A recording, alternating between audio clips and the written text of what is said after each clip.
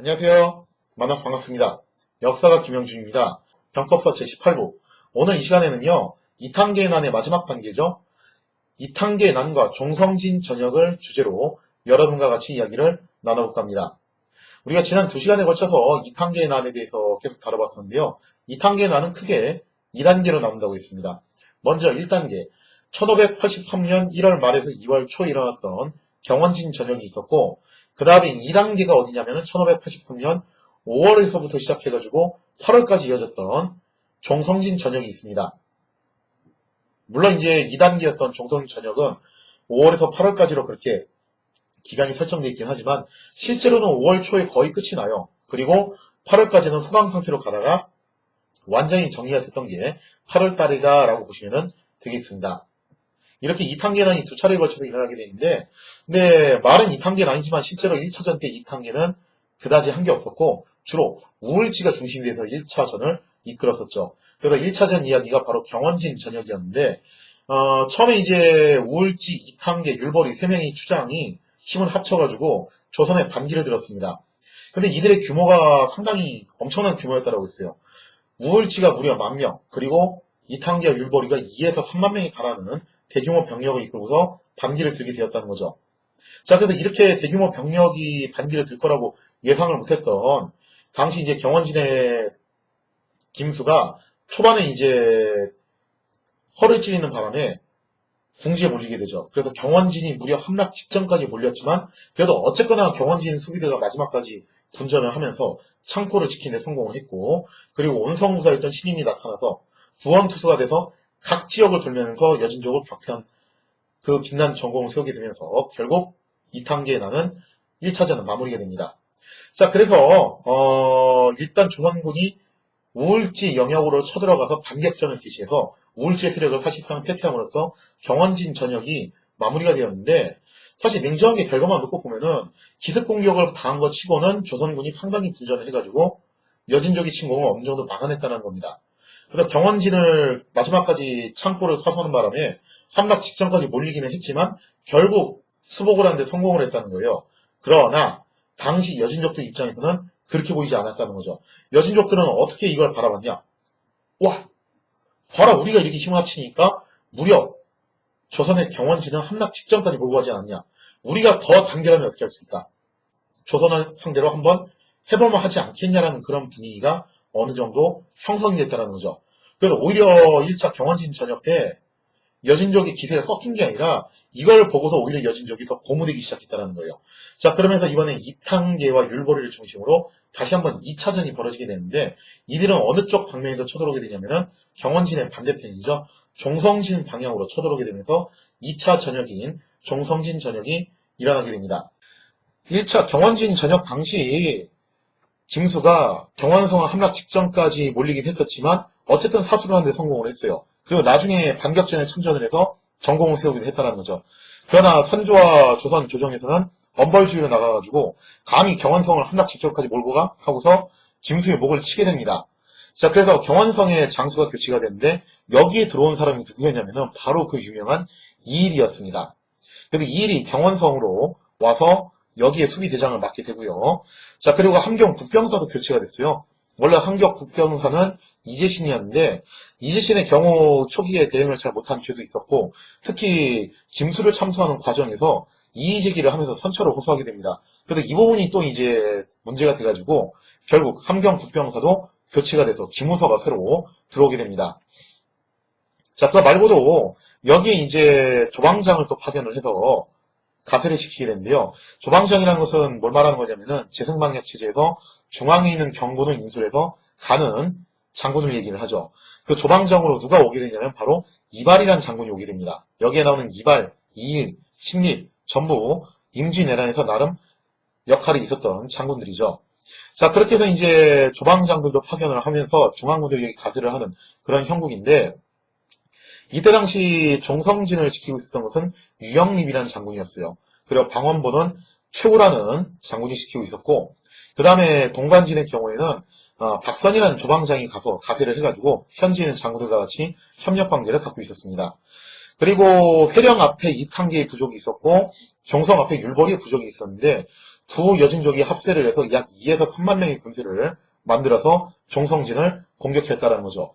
당시 이탕계는 우울지하고 조금 다른 방식으로 접근을 했는데, 우울지의 경우 일단 경원진의 보조 요새라고 할 수 있는 아산보를 먼저 공략을 하고, 그리고 난 다음에 여기서 승기를 잡은 다음에 경원진으로 밀고 들어가는 방식을 썼다는 거죠. 근데 이탕계는 처음부터 어디를 치냐면은 종성진을 공략하게 됩니다.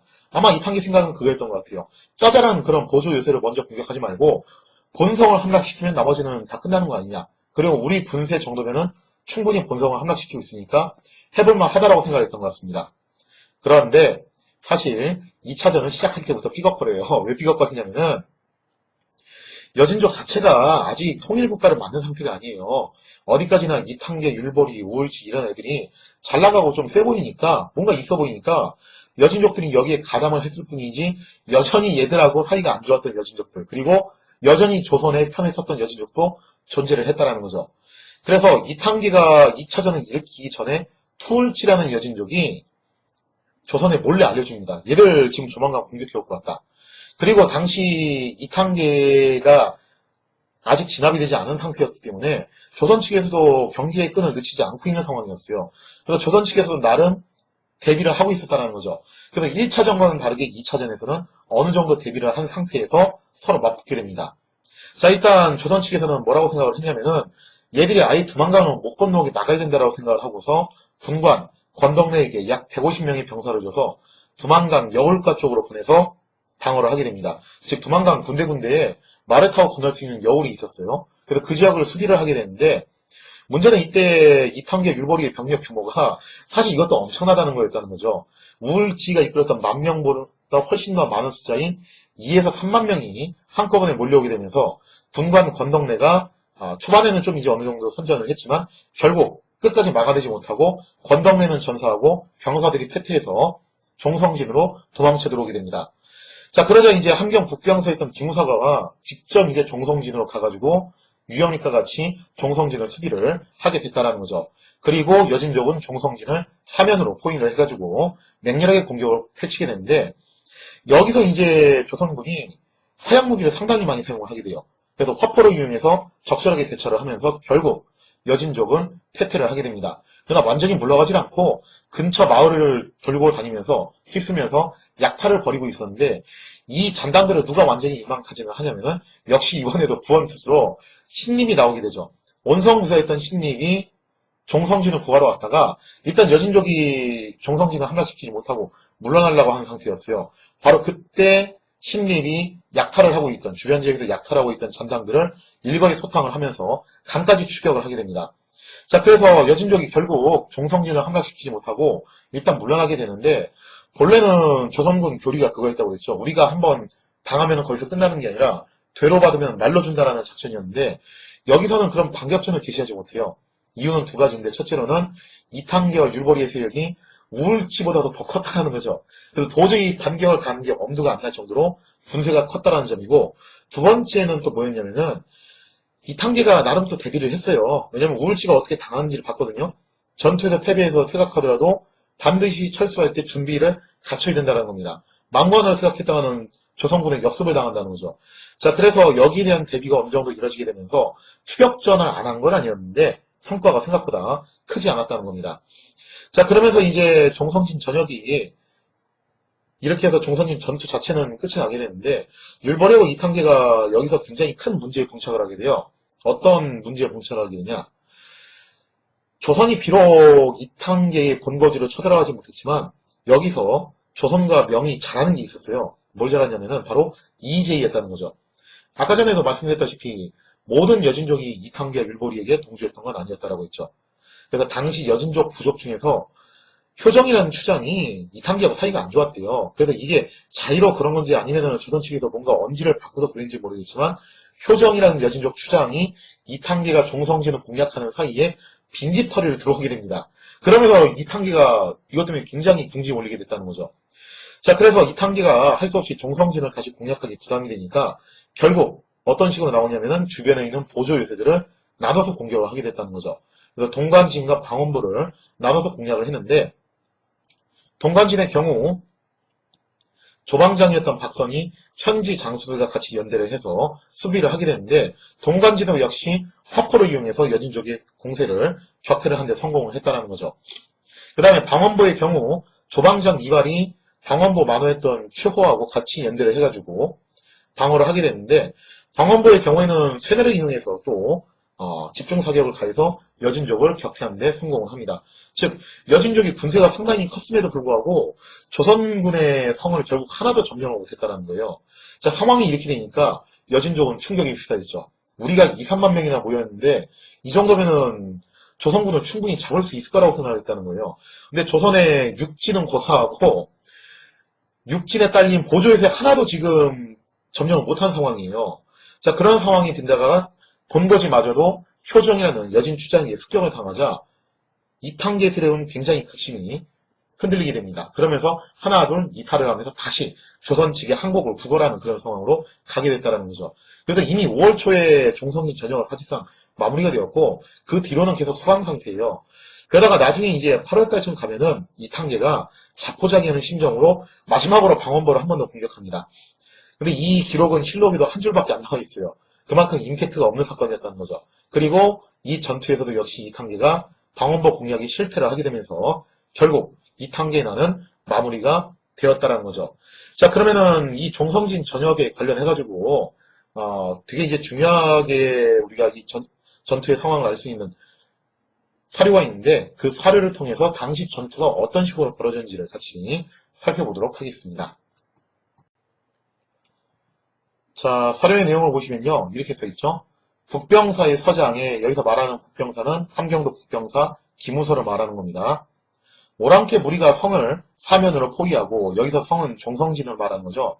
일진일퇴를 거듭할 때 아군은 사람 하나 없는 듯이 모두 성에 올라가 지키고만 있다가 오랑캐들이 앞다투어 성 아래로 몰려왔을 때를 이용하여 급히 총을 난사하여 철안이 비오듯 쏟아지니 오랑캐들이 모두 퇴주하기 시작하였다. 지금 여기서 되게 중요한 대목이 나오는데 당시 이제 이탕계의 세력이 종성진을 사방으로 포위하고서 계속 화상 공세를 펼치고 있었다는 겁니다.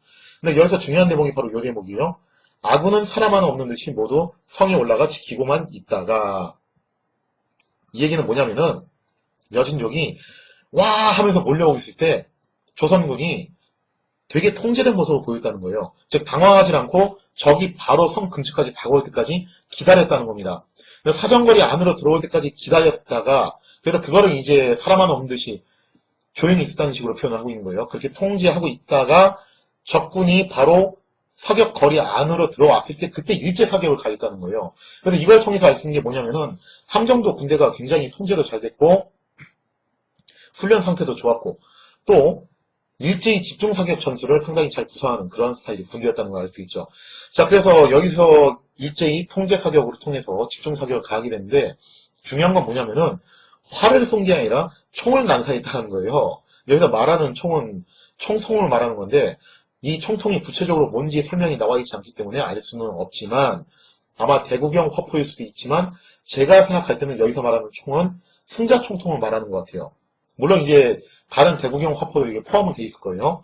그래서 승자 총통 같은 그런 개인 화기들을 중심으로 철안을 비오듯이 쏟아내니 여진족이 모두 퇴주하기 시작했다고 되어 있죠. 여기서 알 수 있는 또 중요한 시사점 하나가 뭐냐면은 조선군이 경원진 전역 방식까지만 하더라도 중장 기병에 의존하는 모습을 상당히 많이 보였다는 거죠. 그러나 그 잠깐 사이에 경원진에서 종성진 전역을 넘어가는 그 잠깐 사이에 조선군도 나름 이제 변화를 가져오게 됩니다.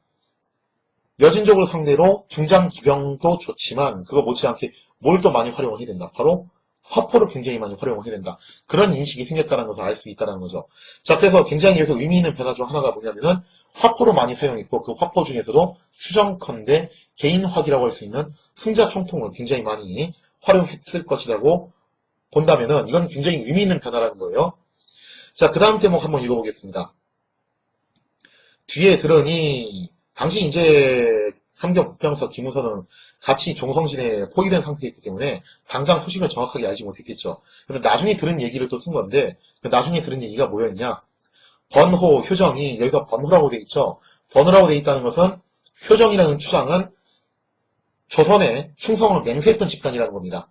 표정이 회령추 이탕계와 원래 원수 사이여서 그가 비어둔 틈을 타서 그들의 여사를 모조리 불태워버렸으므로, 여기서 말하는 여사는 이탕계의 불악의 여막을 말하는 거예요. 오랑캐들이 할 수 없이 군대를 철수하여 강을 건너가 버렸는데, 자, 이렇게 해서 효정의 빈지털이 이야기가 나오죠. 자, 여기서 또 중요한 대목이 나오는데 어떤 대목이 나오냐. 그들이 퇴각할 때 3개 둔으로 나누어서 1에서 2둔이 차례로 강을 건너고 최후의 1둔은 말을 날려 빨리 건너는 바람에 아군이 추격하지 못하였다는 말을 들었다고 하였는데, 자, 여기서 중요한 게 뭐냐면은 이탕계가 퇴각할 준비를 나름 치밀하게 했다라는 거예요. 그러니까 우울지가 어떻게 당했는지를 봤어요. 조선의 요새를 공략하다 실패해서 퇴각을 하면은 조선군이 어김없이 추격을 해오고, 자칫 잘못하면은 불악까지 역습을 해오는 경우가 있다는 거예요. 자, 그렇기 때문에 이걸 막기 위해서 추격을 방어하는 방어조를 만들었다는 거죠. 그리고 그 방어조는 나중에 타이밍을 재다가 재빠르게 말로 타고서 건널 수 있는 여우를 찾아가지고 그쪽으로 도망치는 바람에 결국 조선군은 추격 타이밍을 재고 있다가 얘들이 너무 유기적으로 조를 나눠서 도망치는 것을 결국 차단하지 못하고서 놓쳤다라는 거죠. 그래서 이때 당시에 추격을 하기는 했는데 전과가 미미하지 못했던 이유가 바로 여기 있었다는 겁니다. 이걸 통해서 알 수 있는 게 뭐냐면은 여진족도 계속 배우는 거예요. 몇 차례 전투에서 패배를 하다 보니까 변화가 일어나기 시작한다는 거죠. 자, 아무튼 그 다음 내용을 보시면은 입계하니 상이, 여기서 말하는 상은 선조죠. 효정 등의 나라를 향한 정성을 가상히 여겨 상을 후히 내리도록 하였다. 자, 여기서 효정은 재밌는 게 여진족 수장이죠. 여진족 수장이 나라를 생각하는 정성이 가상하대요. 여기서 말하는 나라는 뭐겠어요? 조선을 생각하는 거죠. 그죠? 자, 그래서 지금 현재 효정에 대해서 보면요. 둘 중 하나일 거예요. 원래부터 효정은 이탕계와 사이가 좋지 않았기 때문에 마침 이탕계가 조선의 종성진을 공격한다는 소식을 듣고 이참에 우리가 빈집털이를 가가지고 조선 측의 점수를 좀 따보자. 그렇게 자의적으로 생각하고 한 걸 수도 있고, 또 하나는 뭐냐면은 조선 측에서 효정에게 미리 이제 언지를 줬을 수도 있죠. 쟤네가 만약에 그렇게 쳐들어오면 너네가 빈집을 털어라. 그럼 우리가 나중에 너네한테 후하게 대우해줄게. 그럼 효정 입장에서는 이탕계의 빈집을 털어가지고 재물도 얻고 조선한테 포상도 받고 뻥먹고 알먹고라는 거죠. 자, 그래서 이걸 통해서 알 수 있는 게 뭐냐면은 아직은 여진족 부족이 통일된 상태가 아니기 때문에 이런 이의제의가 가능했고, 또 조선과 명은 이런 식의 이의제의를 굉장히 많이 사용했다는 것입니다. 자, 이렇게 해서 이탕계의 난과 종성진 전역이 마무리가 되는데, 그러면 이탕계는 최후가 어떻게 되었냐? 거기에 대한 이야기도 한번 살펴봐야겠죠. 자, 다음 사례를 통해서 같이 살펴보도록 하겠습니다. 자, 그럼 사례의 내용 같이 보도록 하겠습니다. 그러나 적호가 반년 동안 반란을 일으켜 여러 번 침입하였으나 좌절만 당하고 실제로 소득이 없었으므로 번화들이 스스로가 몹시 후회하면서 다시 모여 납관하였다. 여기서 납관은 정성을 바쳐서 성취했다는 뜻이에요. 그러니까 지금 하다가 안 되니까 자기들도 괜히 했다라고 후회가 드는 거죠. 그래서 이들이 다시 비굴하게 화의를 구걸하면서 조선으로 되돌아오겠다고 했는데, 물론 다 거부했던 건 아니에요.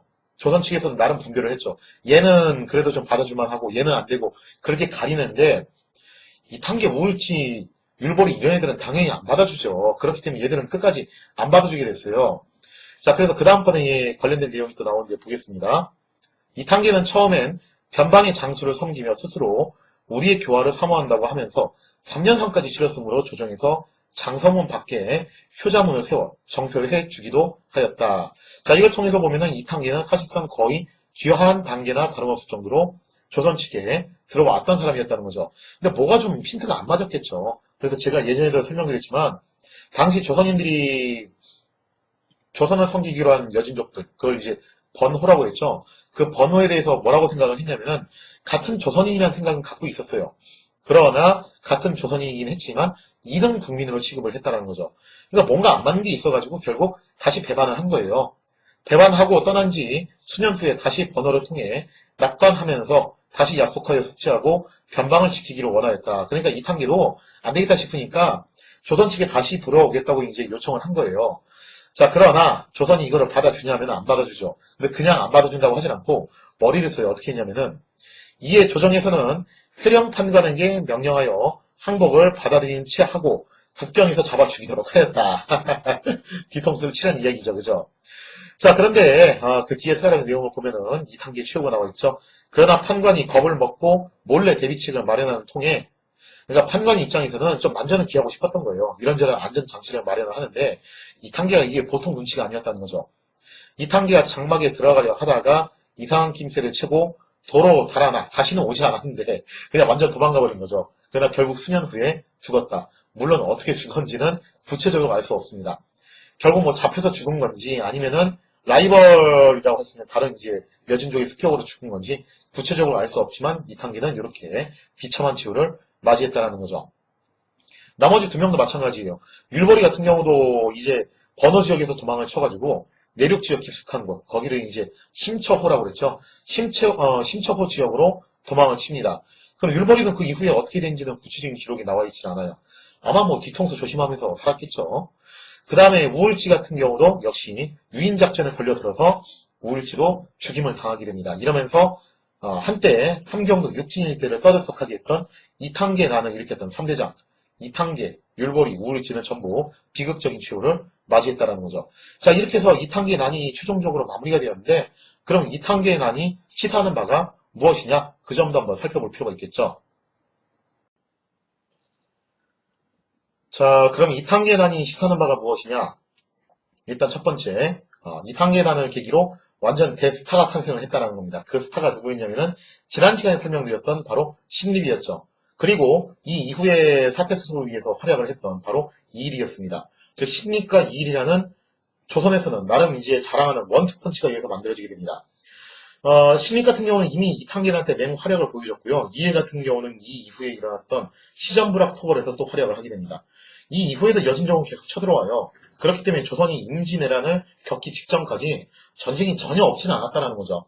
특히 녹둔도 전투 같은 경우는 그 유명한 이순신에게 시련을 안겨줬던 그런 전투로 또 자리매김을 하게 됐죠.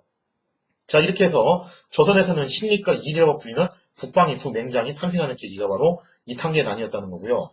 그 다음에 두 번째로 이탄계난의 시사점 중 하나가 뭐였냐면은 이미 조선은 양인기병제가 흔들리고 있었어요. 그래서 이탄계난 당시에 중앙에서 대규모 병력을 조성을 해가지고 북방으로 올려보내야 되는데 이게 중앙군만 간 게 아니라 삼남지방에서도 조금 차출을 합니다.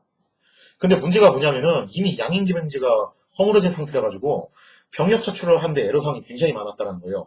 그래서 결국 어떤 명령을 내리냐면은 천민들 가운데서 좀 싸움 좀 하는 애들을 뽑아가지고 보내자라고 하는 겁니다. 자, 이게 뭘 의미하는 거냐면은 원래 양인계병제예요. 양인이라고 하는 것은 양관, 중인, 상민까지죠. 천민은 국방의 의무가 없었어요. 그런데 그 천민에게도 국방의 의무를 지을 수 있다라는 그런 선례를 남기기 시작했다라는 거죠. 야, 물론 여기서 이제 문제는 있습니다. 이렇게 천민들을 군역에 동원을 해가지고 전공을 세워서 면천을 시켜준다. 이것도 나름 좋은 방법일 수가 있는데 이렇게 될 경우에 문제가 생긴 게 뭐냐면은 그러면은 그 노비 주인들은 뭐라고 하겠냐 이거죠. 그 내 엄밀히 말하면 그 내 소유물인데 그래서 그 노비 주인들한테 적절한 보상을 해주면서 천민들을 군대에 집어넣는 그런 관행이 여기서 만들어지기 시작합니다. 실제로 임진왜란 때 굉장히 많은 천민들이 전투에 참여를 했어요. 여러분도 그걸 알고 계셔야 돼요.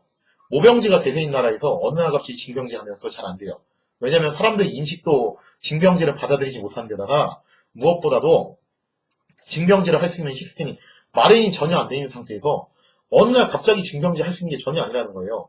이것도 유사한 경우인데 천민이 군대에 안 가는 게 원칙인 나라에서 어느 날 갑자기 천민 보고 군대가 이거 안 돼요. 사전에 연습도 해보고 여기에 대해서 진지한 정책적인 고민과 토론이 있어야 된다는 거죠. 근데 이미 이탄계난 때 이런 고민과 토론을 해봤기 때문에 임진왜란 때 과감하게 천민들을 밀어 넣을 수 있었다는 겁니다. 자, 그리고 이게 의미하는 바가 뭐냐면은 이러한 과정을 겪으면서 조선 후기에는 신분제 사회가 동용하는데 나름 일조를 하게 된다는 거죠. 뭐 이 얘기는 나중에 또 다시 또 하도록 하고요. 자, 그 다음에 이탄계난에서 또 주목해야 될 가장 중요한 변화 중 하나가 뭐냐면요. 마이클 로버츠 교수의 군사혁명론을 보면은 이런 얘기가 있었죠. 16세기에 가장 주목할 만한 변화는 근력 무기에서 활용 무기로의 변화였다. 그리고 또 이때 당시 전장의 분위기는 기병 중심에서 보병 중심으로 전환한 것이었다. 그래서 제가 서양은 에스파냐 트루시오를 예시로 들어드렸고 동양의 경우에는 특히 일본의 전국시대의 아시가루들을 예시로 들어드렸습니다. 그래서 이미 일본 같은 경우는 기병에서 보병으로 근력 무기에서 활용 무기로의 전환이 어느 정도 일어나고 있었는데 조선은 과연 그러면 어땠냐라는 거죠. 이탄계난을 돌이켜보니까 조선은 여전히 기병 중심이에요. 이게 어떻게 보면 세계사적인 보편성이 안 맞는 모습이긴 하죠. 그러나 여기서 우리가 생각해봐야 될 것은 보편성 속의 특수성. 왜 조선이 중장기병을 계속 고집을 했냐면은 주적이 왜구나 여진족이었기 때문에 그렇습니다. 특히 여진족을 상대로는 일반 보병보다는 중장기병이 훨씬 효율적이었기 때문에 그거를 고집했다는 거죠. 그러나 이탄계난을 겪으면서 조선도 한 가지 깨달음을 얻어요. 원래 조선군의 모토는 그거였어요. 떡장갑을 한 중장기병이 먼 거리에서 각공을 쏴가지고 여진족을 무장 상태가 약한 여진족을 제압하는 방식이었는데 이탄계난이 일어날 때쯤 되면은 여진족의 무장 상태가 많이 좋아졌고 규모도 굉장히 커졌고 체계적인 방식으로 싸우기 시작한다는 거죠. 즉 옛날의 여진족이 아니라는 거예요. 이걸 보면서 조선도 고민을 하게 됩니다. 이거 옛날의 여진족이 아닌데 얘들이 지금 변하고 있다. 우리도 그럼 여기에 맞춰가지고 변화를 가져야 되는 것이 아니냐라는 거죠. 자, 그래서 당시 조선 측에서 나왔던 가장 대표적인 이야기가 뭐였냐면은 특히 선조가 가장 관심을 가졌던 분야가 바로 이거였어요. 우리도 뭐를 대규모로 마련을 하자. 바로 개인 화기. 개인 화기를 대규모로 장비를 하자라는 거죠. 이미 조선은 개국 초부터 화포를 사용했던 나라예요. 또 화포를 여러 종류로 사용을 했었는데 다만 개인 화기 사용을 그렇게 많이 하지 않았습니다. 그러나 이탄계의 난쯤 해가지고 개인 화기, 특히 어디에 주목을 했냐면 바로 승자총통에 주목을 했다는 거죠. 자, 그래서 개인 화기인 승자총통을 중심으로 보병부대를 양성을 해서 집중 화력을 이용해서 이탄계의 난을 진압하는 데 일조를 했다는 겁니다. 이걸 통해서 보면요. 조선도 세계사적인 흐름에 맞춰서 16세기에 근력무기에서 화력무기로 넘어가는 단초가 열렸다는 거죠. 단, 아직까지는 여전히 조선군의 주력 무기는 활이었고 아직까지는 여전히 조선군의 주력 병종은 중장 기병이었다는 겁니다. 그리고 또 두 번째 문제점이 뭐냐면은 이때 사용했던 총통이 승자 총통이 총통 중에서는 가장 성능이 좋은 최신형 총통이었다고 볼 수 있겠지만 아쉽게도 조총에 비해서는 단계가 좀 떨어지는 그런 개인 화기였다는 거죠. 자, 이 점이 조선군이 가지고 있었던 변화의 한계점이라고 볼 수 있습니다. 그러면 조선군이 이탄계의 난을 통해서 어느 정도 변화와 쇄신을 가진 건 맞았는데 문제는 그 변화와 쇄신도 이탄계의 난이라는 그 규모에 맞춰가지고 변화를 한 거예요. 그러니까 필요는 발명의 어머니라고 어쩔 수가 없어요. 인간이란 존재는. 역사적인 전례를 봤을 때 10만이 넘는 일본군이 한꺼번에 조선을 쳐들어온 전례가 없었죠. 그나마 제일 대규모라고 볼 수 있는 게 아주 먼 옛날에 거의 뭐 한 700년도 더 된 옛날에 백총강 전투에서 약 한 4만 명 쳐들어온 건데 그 너무 옛날 얘기고 가까운 시일에는 그렇게 대규모 병력이 온 적이 없다는 거예요. 그래서 조선이 임진왜란을 대비할 때도 결국 어디에 이제 세팅을 해서 대비를 하냐면은 이탄계의 난과 을묘 외변의 기준을 맞춰가지고 대비를 하게 되면서 문제를 일으키게 됐다는 거죠. 그리고 조선이 가지고 있었던 변화도 유의미한 변화들이 있었지만 아직 서양이나 일본에 비해서 화끈하게 변화를 못했다는 것도 단점이었습니다. 자, 이런 상황에서 결국 조선은 임진왜란이라는 대재앙을 맞이하게 되는데 여기서 과연 조선은 어떻게 대처를 하게 될 것인가? 자, 거기에 앞서서 임진왜란이 이제 본격적으로 넘어가기에 앞서서 이제 어디에 대한 설명을 조금 더 다뤄야 되냐면은 일본의 상황을 좀 설명을 다뤄야 되죠. 일단 일본이 임진왜란 당시에 침략자로 쳐들어왔습니다. 그럼 여기서 이제 우리가 생각해봐야 될 건 그거예요. 당시 일본은 도대체 왜 임진왜란이라는 전쟁을 일으켰는가? 그리고 전쟁을 일으켰던 주범이라고 할 수 있는, 전범이라고 할 수 있는 도요토미 히데요시는 어떤 인물인가? 과연 도요토미는 왜 임진왜란을 일으켰는가? 라는 주제를 가지고 다음 시간에 찾아뵙도록 하겠습니다.